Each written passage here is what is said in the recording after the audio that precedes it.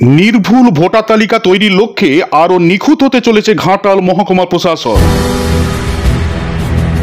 আজ ঘাটাল কলেজের electoral literacy ক্লাবের সদস্যদের উদ্যোগে কলেজের ছাত্রছাত্রীদের নিয়ে নির্বাচনী তালিকায় নাম তোলার জন্য বিশেষ কর্মসূচির আয়োজন করা হয়, যেখানে কলেজে আগত ছাত্রছাত্রীদের উৎসাহ উদ্দীপনা ছিল চোখে পড়ার মতো। শুধু তাই নয়, ছাত্রছাত্রীদের একটি কুইজ প্রতিযোগিতারও আয়োজন করা হয়। এ বিষয়ে ঘাটাল মহকুমা শাসক সম্মানীয় সুমন বিশ্বাস মহাশয় বলেন, নির্ভুল ভোটার তালিকা তৈরি করা আমাদের লক্ষ্য। আমাদের সকলের প্রয়াসে আমরা নিশ্চিত ভোটার তালিকায় সংশোধন, সংযোজন ও বিয়োজনের কাজটি নিখুঁত করতে পারবো।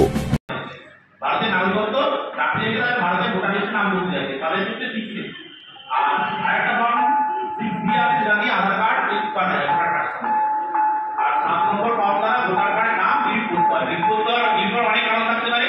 একটা প্রথম মূল কারণ হচ্ছে এই মৃত্যুর জন্য নাম হতে পারে কারো দাদু ঠাকুমা বা কারোর যদি মারা গেলে 7 নম্বর ফর্মের দ্বারা ডিলিট করা যায়।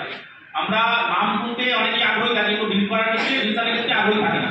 এটা ডেথ সার্টিফিকেট দিয়েই আর সহজেই ডিলিট করার ক্ষেত্রেও ওই 7 নম্বর ফর্ম দিয়ে ফিল আপ করতে হয়। বা কারো নাম দুবার তুল নিয়েছে, অনেকেই করে না।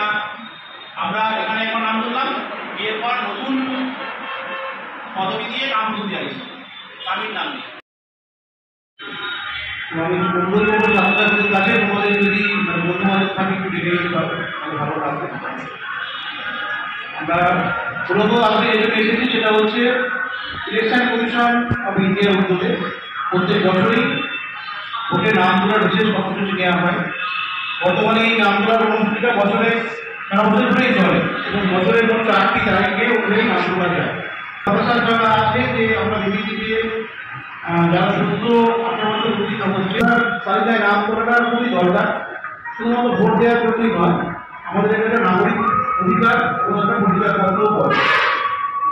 আমরা দেখেছি বিভিন্ন মানুষ আমাদের কাছে আসে বিভিন্ন কারণের জন্য, শুধু ভোট দেওয়ার জন্য নয়। ধরা যায় পাসপোর্ট তৈরি করা, পাসপোর্ট তৈরি করতে কিন্তু মাস লাগবে।